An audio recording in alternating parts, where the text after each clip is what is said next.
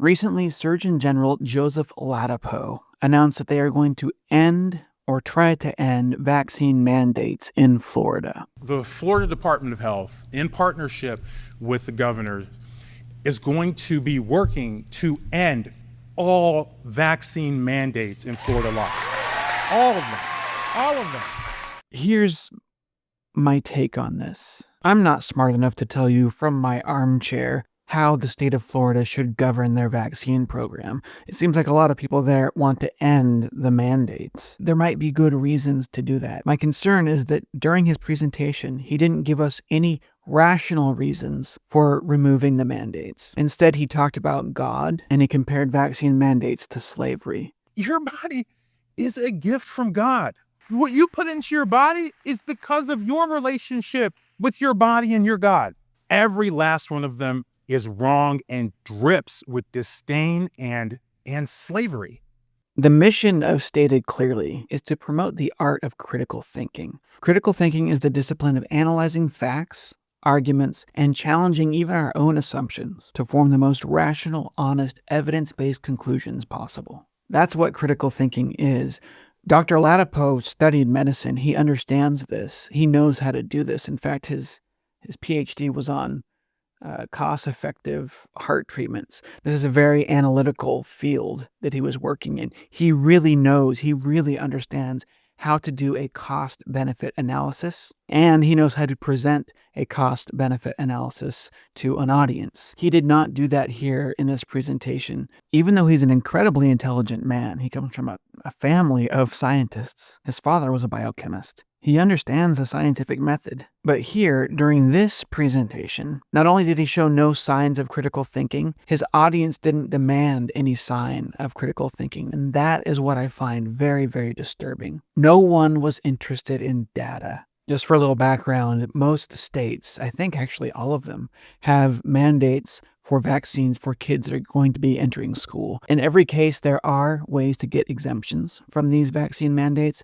You can either get a medical exemption, so a doctor says, hey, vaccines aren't good for you. There's a certain percentage of the population that cannot get vaccinated because they have certain immune deficiencies or they just have a past of bad reactions to vaccines. There are also religious exemptions from vaccine mandates, and those are available in Florida. But in general, if you want to use the service of the public school system, you have to get your children vaccinated. That's one of the things that we've done in our country now for several decades. The argument is that the mandates save lives, reduce suffering, and save money. The argument against these mandates is that, well, just let the people that are worried about getting sick get vaccinated, and those who are not worried about it don't need to, right? The problem there, of course, is that none of these vaccines are 100% effective. So the more people that are vaccinated, the more protected you are. And then, of course, there are certain people who, for medical reasons, cannot get vaccinated. By their neighbors being vaccinated, they end up getting that protection by default. So it's, it increases herd immunity to these diseases. There are other arguments as well. There's, the revolving door argument between government and drug companies. Are any of these vaccines being pushed more because it's profitable than because it's essential for public health? Again, these are the types of questions that I am not smart enough to answer. Dr. Joseph Ladapo believes that it's time to end the vaccine mandates in Florida. Now, he can't actually do that on his own. He's going to need a bunch of approval from other lawmakers and so on before that actually goes into effect. And he talks about that in his presentation. Typically, if you are in charge of public health and you're thinking about requiring the public to take a vaccine or encouraging them to take a vaccine, maybe not requiring, but encouraging them to take a vaccine, what are the things that you want to know about the vaccine? Well, first, you want to know how bad is the actual disease that the vaccine is intended to prevent?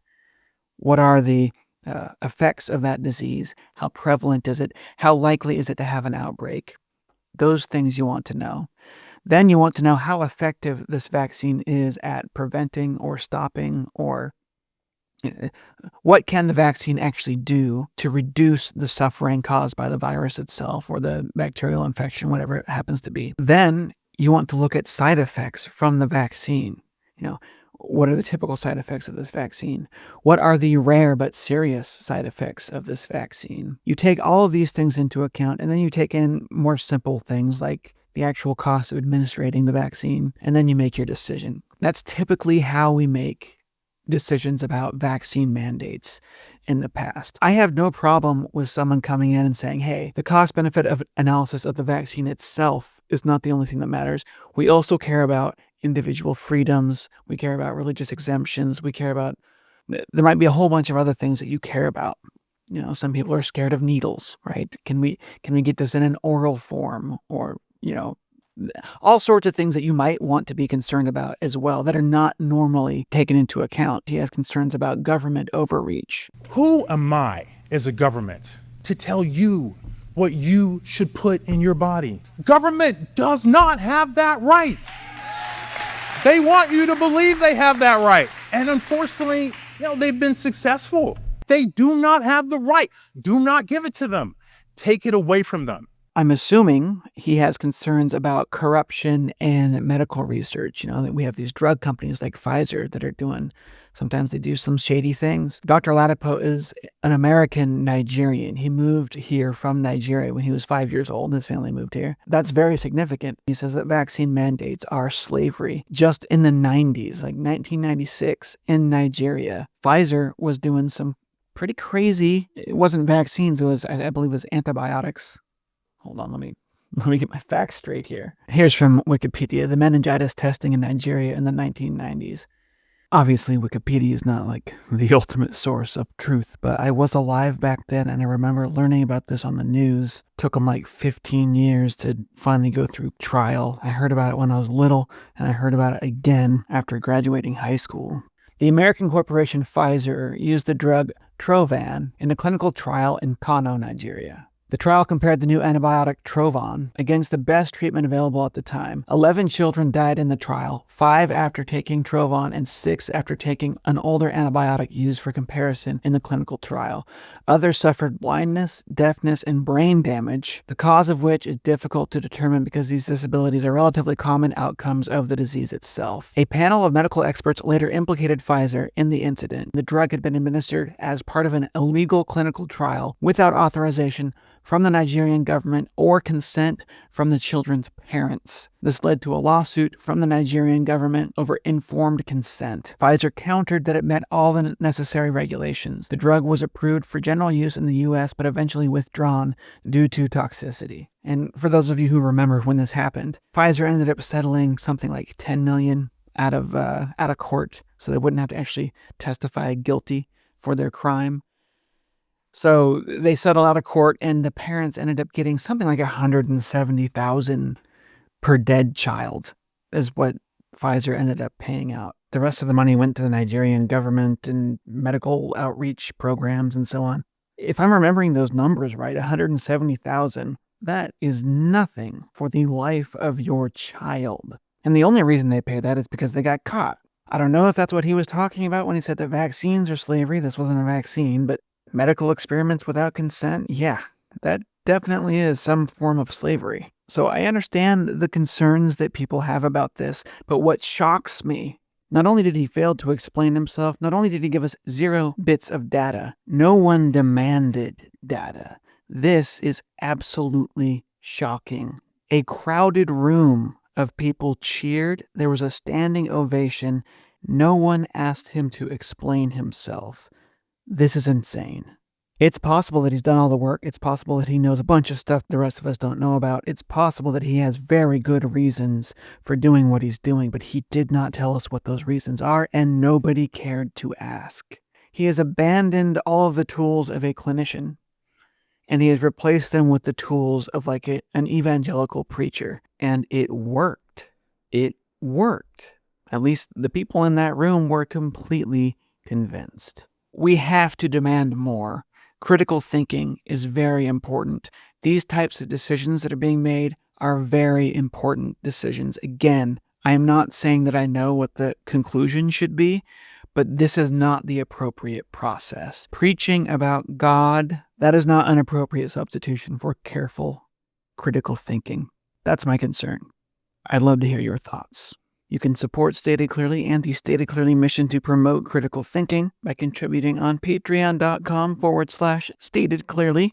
Before signing out, I want to just show you the entire talk that he gave. It's 6 minutes long, just so that you know I didn't take anything out of context here. Again, I would love to see your thoughts down in the comment section. The Florida Department of Health, in partnership with the governor, is going to be working to end all vaccine mandates in Florida law. All of them. All of them. All of them. Every last one of them. Yeah.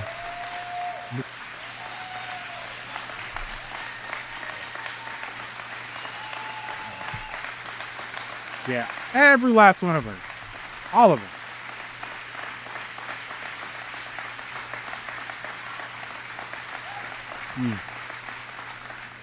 Every last one of them. Every last one of them is wrong and drips with disdain and slavery. Okay? Who am I as a government or anyone else, or who am I as a man standing here now to tell you what you should put in your body? Who am I to tell you what your child should put in your body? I don't have that right. Your body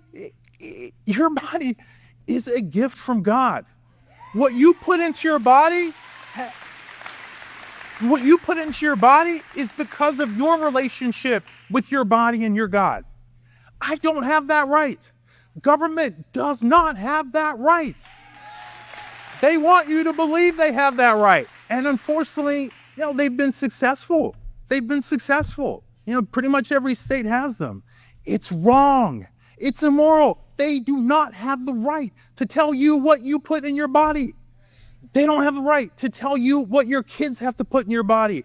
They do not have the right. Do not give it to them. Take it away from them. And we're going to be starting that here in Florida.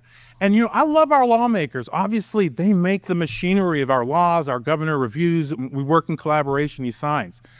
I love our lawmakers. They're going to have to make decisions, right? That's the way that this becomes possible. So people are going to have to make a decision. People are going to have to choose a side.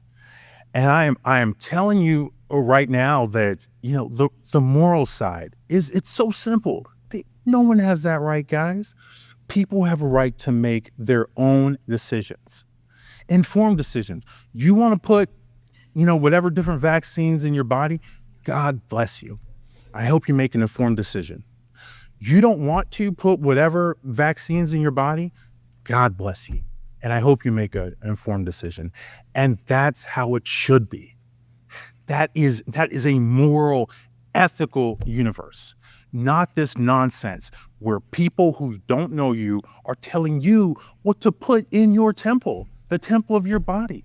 That is a gift from God. They don't have that right. One of the counter arguments you'll have, and I would even care more if it was actually sincere, is that, there are people who, they can't take a particular vaccine or, whatever reason they're immunocompromised, and therefore everyone else has to do something because of that situation. And absolutely, right? I've got 3 kids. I'm a parent. My kids are a little older now. They're 6, 8, and 12. And I remember particularly when they were smaller, there's nothing like, your heart literally leaps out of your chest when you're worried about your kids' health, and then especially when they're smaller, but really any age. So I understand that. I get that. But that is also, that's also part of the experience of life. And it is not right. There's no basis. There's no ethical basis for that to be used as a reason, really a force to take away your ability to choose what you put in your body and what you as a parent put in your child's body. That's your right. And it's not that the world is perfect. The world is imperfect. It's not that sometimes people will end up regretting the decision that they made. And we've seen a lot of that during the COVID-19 pandemic. How many people put that poison in their bodies with these mRNA COVID-19 vaccines and wish they could turn back the hands of time and undo that, right? So it's not to say that the world is perfect, but it is to say if we want to move toward a perfect world, a better world, you can't do it by enslaving people in terrible philosophies and taking away people's freedoms. That's not the path. That's not the path. We have to find alternative pathways. Okay. So let me see. Was there any other announcement I want to make? So here's what we can do in the Florida Department of Health. We actually have the ability to start that process with what government folks call rules. So the Florida Department of Health, we have some rules that we promulgated, not me, predecessors, that include a handful, maybe a half a dozen vaccines that are mandated in Florida. So those are going to be gone for sure. So those are gone. And we're going to be working with our with our amazing governor DeSantis and our wonderful lawmakers to get rid of the rest of it. We need to end it. It's the right thing to do, and it'll be wonderful for Florida to be the first state to do it. So I think that's it for announcements. So thank you guys very much. Lots of love to you guys. Thanks, governor.